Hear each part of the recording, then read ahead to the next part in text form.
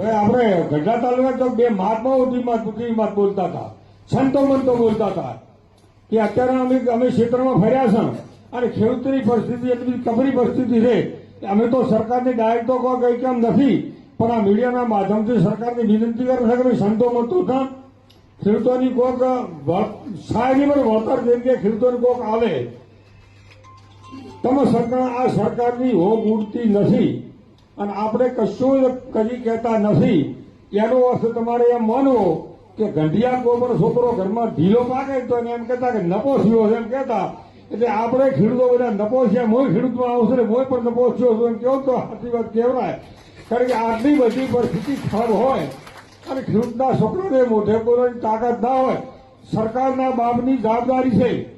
સરકાર ગમે એની હોય, ભાજપની હોય કે કોંગ્રેસ, જે પડદા સુખી તો સરકાર સુખી ને પડદા દુખી તો સરકારને દુખી રહીને કોઈ પ્રકારની રાજા મહારાજો દુષ્કાળ પડતા ને તો ખેડૂતોને 5-5 વર્ષ સુધી અંદાજ પૂરું કરતા. સરકાર કોઈ અત્યારે નવાઈ પૂરું કરતી નથી. સરકાર કોઈ પણ પ્રકારના ખેડૂતોને મદદ કરે નહીં, એમાં નવાઈ કરતી નથી.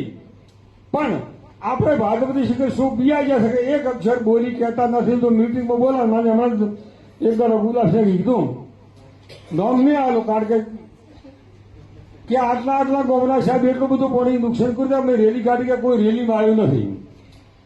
તમારે રેલીમાં આવવાથી બે આવું છે. પાછલે બાણે અમારે એમ કેવું છે બાવડે પૈસા બાવડે ચોક મદદ કરતો. અમે મીટિંગમાં બોલાવ્યા ત્યારે તમારે શરમાવું છે ભાજપવાળાથી. તો કોણ પૈસા છે એમ કહેજો, કોઈ ઘરમાં કોઈ નથી આવવાનું. એટલે મહેરબાની કરી અને આંદોલન બીજું કોઈ કરશો તો મળશે. કોઈને કશું મળવા નહીં, કોઈ ભળવા નથી.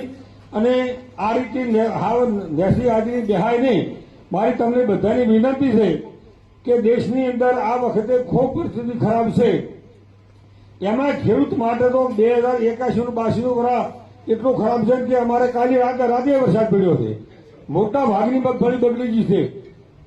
એટલે સરકારને મદદ કરવી પડે ને આપણે વધારે કમર કસીને કાંઈક કરવું પડશે. અને ને કરો તો કશું ભાળશો નહીં. તમારી બધાની મારી વિનંતી. ખૂબ નવા રામ રામ અને ખૂબ તમારો પ્રગતિશીલ હિન્દી મીડિયા ખૂબ તમારો સારો એ મારી શુભકામનાઓ. મારી વીરમાલું જય.